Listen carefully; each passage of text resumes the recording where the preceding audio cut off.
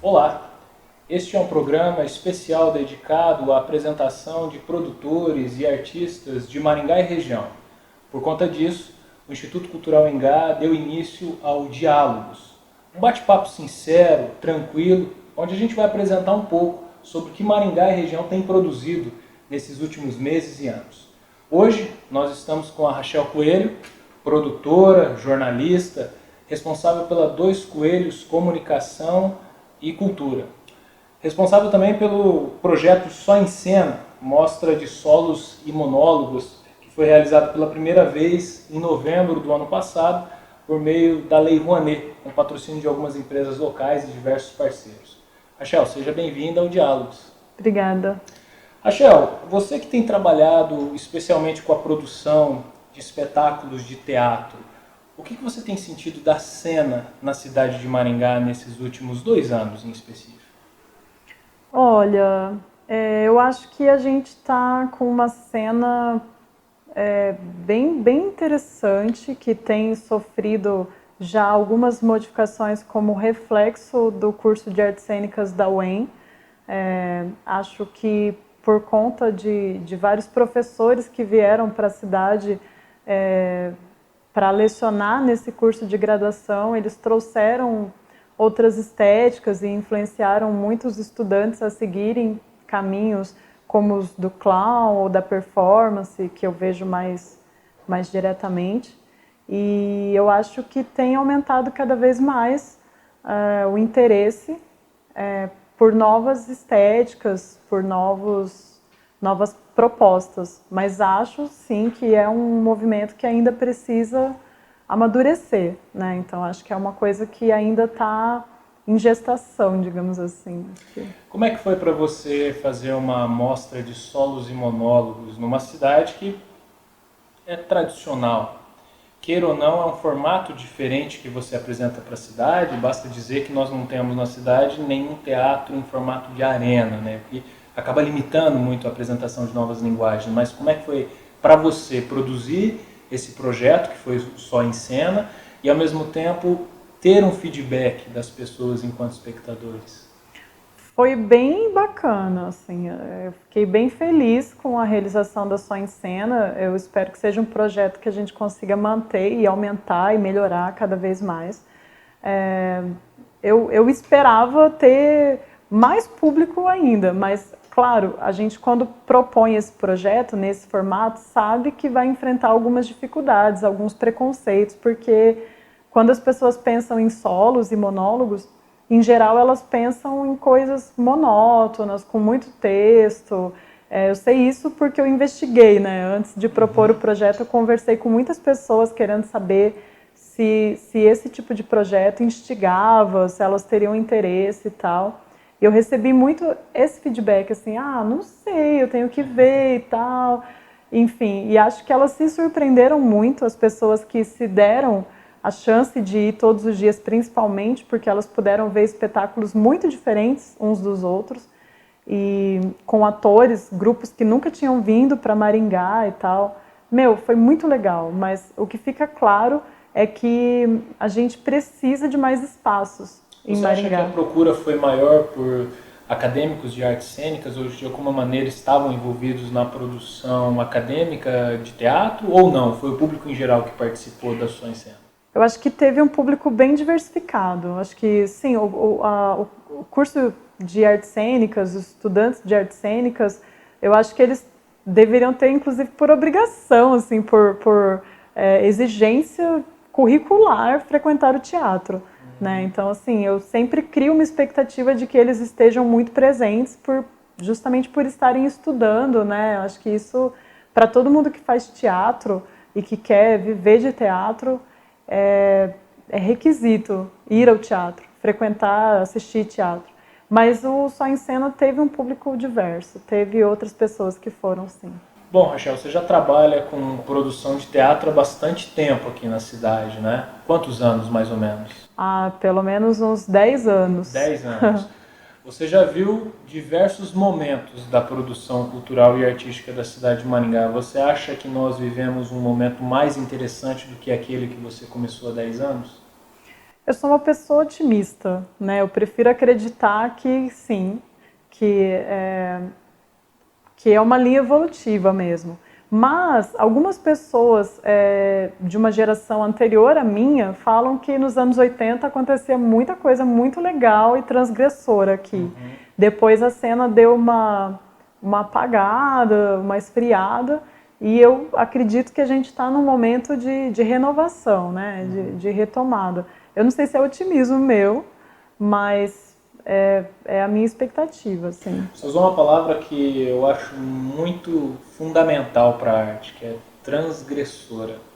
Você acha que o teatro de Maringá acaba sendo um teatro muito tradicional? Ou a gente precisa esperar que venha algo mais aí com os novos acadêmicos que estão saindo da UEM, por exemplo? Eu acho um teatro bastante tradicional, bastante convencional. E acho que isso é determinado por uma série de coisas. Por exemplo, essa questão dos espaços. O fato de você não ter um espaço alternativo, um espaço em que você possa fugir do palco italiano, em que você consiga propor outros formatos, é fundamental. Isso acaba determinando a cena. E uma outra questão que eu acho que é inevitável tocar é essa questão do fomento. A partir do momento em que você não tem editais funcionando com regularidade, que permitam a pesquisa, porque, como você sabe, o edital que a gente tem funcionando hoje, pelo menos até o momento, estabelece que você apresente o texto, por exemplo, para você montar, para você apresentar uma proposta de montagem de um espetáculo de teatro. Isso é uma coisa defasada, isso é uma coisa que não deveria ser obrigatória, porque não é mais esse teatro que a gente tem feito, não necessariamente. Ok também montar textos prontos, textos que já existem, mas estabelecer isso como regra é antiquado, é ultrapassado. Eu acho que superando essas questões, eu acho que aí a tendência é caminhar para um teatro mais contemporâneo, mais transgressor, mais, no meu entendimento, mais legal também. Bom, você falou com relação ao edital, nós estamos falando com relação ao edital do Prêmio Aniceto Mate, que é do município de Maringá, Isso. mas você já participou, inclusive, vencendo com outras produções, como no Miriam Muniz, que é um edital vinculado à Fundação Nacional das Artes, a Funarte, um edital, portanto, nacional. E como é que foi circular com a produção do Tempos de Cleo? Foi bem legal, eu acho que ter ganhado esse prêmio da Funarte abriu algumas portas, né? Foi a primeira vez que um grupo de teatro em Maringá foi contemplado nesse edital, a gente ficou muito orgulhoso, não esperava, porque a concorrência era muito grande, é por região, né, que o prêmio é concedido, foram 7 prêmios para montagem em toda a região sul, e que a gente sabe que, né, tem muitos grupos muito legais trabalhando, que mandaram projetos, enfim. Foi um luxo poder montar um espetáculo com recursos para isso, né? Poder passar um processo de 1 ano, como a gente passou com Tempos de Cleo e tal. E a gente ainda está tentando quebrar algumas barreiras, sair de Maringá e acionar um outro circuito, que é difícil quando você não tem um grupo, porque a gente não tem um grupo, né? A gente monta os espetáculos, cada projeto é um projeto, é uma equipe, a gente não se define como grupo. Eu trabalho mais com uma atriz, que é a Márcia Costa, mas cada trabalho que a gente faz tem um elenco diferente. Então, quando você não tem um grupo, não tem uma história enquanto grupo, é um pouco mais difícil sair desse circuito, né? A gente já conseguiu ir para vários lugares, a gente apresentou em Curitiba, em Londrina, em São Paulo, em Canoas, no Rio Grande do Sul, mas a gente ainda está com o espetáculo em repertório, cada vez mais maduro e querendo alçar voos, ir para outros lugares, festivais, enfim. Rachel, você é mais do teatro tradicional num ambiente fechado ou um teatro a céu aberto? E por quê? Pergunta difícil, né? Eu não sei, eu acho que eu sou do teatro. Todas as linguagens, de certa forma, me interessam. Eu o Tempos de Cleo, ele é um espetáculo de rua. E a rua é um desafio imenso, assustador até, porque você tem que lidar com muitas variáveis. Isso, eu acho que do ponto de vista da produção, é bem difícil, assim, bem desafiador. Mas eu trabalho mais, tenho feito mais teatro em espaços fechados, né, para palco italiano ou para espaços alternativos, que acho que eu percebo que uma maior parte das coisas que me interessam trazer para Maringá são para espaços mais alternativos. A gente tem tentado driblar isso, adaptando os espaços ou os espetáculos, né?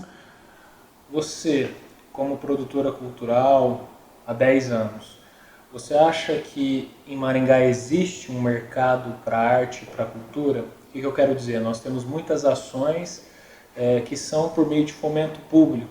Então, os editais da prefeitura, às vezes Lei Rouanet, e que os espetáculos tendem a ser gratuitos. Nós temos essa plataforma. E, ao mesmo tempo, nós queremos, de certa forma, criar o valor que a arte tem. E as pessoas entendam que elas precisam pagar por aquilo que elas estejam assistindo. Não que da outra forma ela não pague, mas é uma outra modalidade. O que você acha? Maringá está se criando um mercado, as pessoas estão começando a se conscientizar e pagar para consumir a arte que se é produzida na cidade? Miguel, eu já tentei pensar muito sobre isso e Maringá para mim é um enigma. Eu não sei o que Maringá se interessa em ver, principalmente pago. Eu não sei o que Maringá paga para ver, sabe? Isso é uma coisa que internamente, assim, os artistas, os produtores, a gente está sempre conversando para tentar entender. Não sei, eu acho que precisaria se fazer uma pesquisa nesse sentido. Acho que existe mercado porque é uma cidade que já está crescendo, né? A terceira maior cidade do estado, é um polo estudantil, universitário, né? Tem muitas faculdades, universidade e tal, muita gente que vem para cá para estudar, vem de cidades pequenas que muitas vezes não tem essa oferta de bens culturais, serviços culturais. É uma cidade que tem muito dinheiro circulando, então eu acho que Maringá tem tudo para ter esse mercado, né? Eu acho que agora, eu realmente não sei, porque boa parte dos projetos que eu faço, que eu me interesso em fazer, que eu me envolvo, eles são gratuitos. Né? Poucas vezes a gente faz alguma coisa com cobrança de ingresso. E ao mesmo tempo que já tive experiências muito boas, já tive experiências bem frustrantes também, de pouquíssimo público pagante. Então, por isso, essa dúvida, sabe? Essa incógnita de não entender qual que é. Né? Talvez seja a primeira frase que você falou, que a gente ainda está no processo gestacional, né, da produção cultural e também do consumo. Rachel, você também foi responsável pelo FOCA, um projeto de formação e capacitação artística de todos os membros envolvidos de alguma forma com diferentes linguagens e segmentos na cidade. O primeiro dele, viabilizado por meio de um edital de fomento da cidade, o Prêmio Aniceto Mate. O segundo, por uma série de dificuldades, você fez na raça ele, né? Primeiro, eu quero te parabenizar porque é um projeto maravilhoso, um projeto que nós precisamos para dar um passo além, talvez para trazer aquele processo transgressor que a gente espera, né, na arte. Mas eu gostaria de saber como é que nasceu esse projeto e especialmente como é que você fez ele sem um centavo na segunda edição. E como é que você está pensando em fazer ele agora para 2017? Pois é, o FOCA, ele surgiu da constatação de que antes de se formar plateia, que é uma coisa que a gente adora usar em justificativa de projeto, eu acho que a gente precisava formar uma cena. Sem dúvida. Né? Porque Maringá é uma cidade por onde muitos passam, né? Tem pessoas muito legais que já fizeram teatro aqui, ficaram um tempo, foram embora, e essa cena vai se mudando e tal. E com essa história de ter o curso novo e muita gente que, aos 17 anos, opta por fazer um curso de artes cênicas sem nunca ter feito teatro antes. Enfim, uma necessidade de formação técnica mesmo. E, ao mesmo tempo, uma dificuldade, uma carência que todos os artistas e produtores culturais, eu acho que enfrentam, que é quando você quer pensar uma equipe para um projeto novo, você tem uma dificuldade, por exemplo, para encontrar um figurinista, um cenógrafo, um iluminador, alguém que vá pensar esse aspecto da tua produção, né? Normalmente isso é uma coisa que fica na mão do diretor, que se sobrecarrega com várias funções e em alguns casos, talvez ele não consiga fazer aquilo com a potência que ele poderia fazer. Então o foco ele foi pensado para suprir essa demanda, assim, essa lacuna, né, de formação, tanto do artista enquanto ator ou atriz, quanto do artista figurinista, cenógrafo, enfim, em várias áreas. Por uma questão pessoal, eu acabo puxando muito para a coisa do ator, né? Do artista, do ator, atriz, performer. As oficinas são mais nessa área.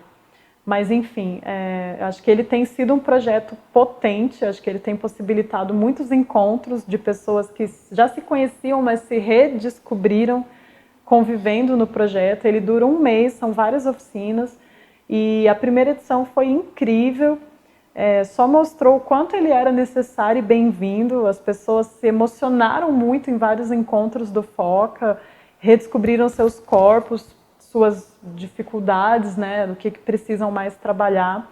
Na segunda edição, ele foi possível porque eu encontrei muitos parceiros, pessoas que toparam ministrar as oficinas sem receber cachê, tanto pessoas de Maringá como pessoas de outras cidades, como Porto Alegre, Suzano. Então essas pessoas entraram como parceiros, pagando suas passagens, ou a gente dividiu meio a meio, né?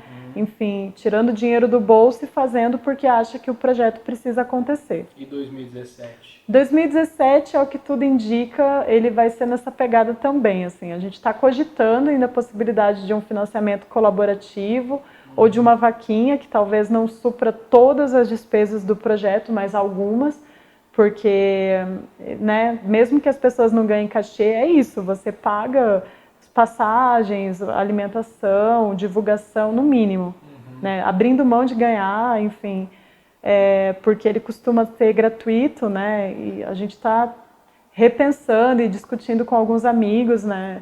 Qual que seria um formato ideal, assim, para que as pessoas também valorizem o projeto, para que ele não caia num lugar de, sabe, vai acontecer de qualquer jeito, sabe?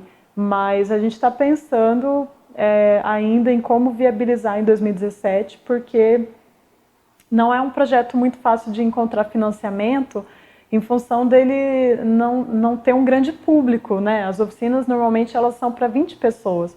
Então se você fizer 5 oficinas, que é de 5 a 7 pelas 2 edições anteriores, você vai atender 100, 140 pessoas. Então é difícil, né, você chegar para um patrocinador propondo um projeto que vai atender 100, 140 pessoas. Muito embora, que eu sempre diga, ele é muito mais amplo do que isso, porque vai reverberar, né? Ele vai chegar até o espectador num número infinito de pessoas, né? A partir do momento em que você melhora a qualidade dos seus artistas, a qualidade da sua cena, a qualidade do seu público, tudo interligado. Então, em 2017 a gente pode esperar mais uma edição do Só em Cena também? Se Deus quiser, né? Já está lá no Ministério da Cultura. Analisando qual que vai ser os espetáculos desse ano, quais serão? Já tenho propostas de espetáculos, alguns que a gente queria ter trazido ano passado e acabou não dando certo e a gente já tinha articulado para esse ano. Acho que vai ser muito bom, vai ter coisas bem legais e eu espero que seja possível realizar os 2 projetos. Vai ser. Se depender ou da 3, gente, né, Miguel? Ou três. Se depender de nós, com certeza vão acontecer os 3. Nós falamos com a Rachel Coelho, produtora cultural, jornalista na cidade de Maringá, responsável pela Dois Coelhos, Comunicação e Cultura. E eu espero que vocês tenham gostado. Periodicamente a gente vai entrevistar uma série de outros artistas e produtores culturais da cidade de Maringá e região. Um abraço e até a próxima.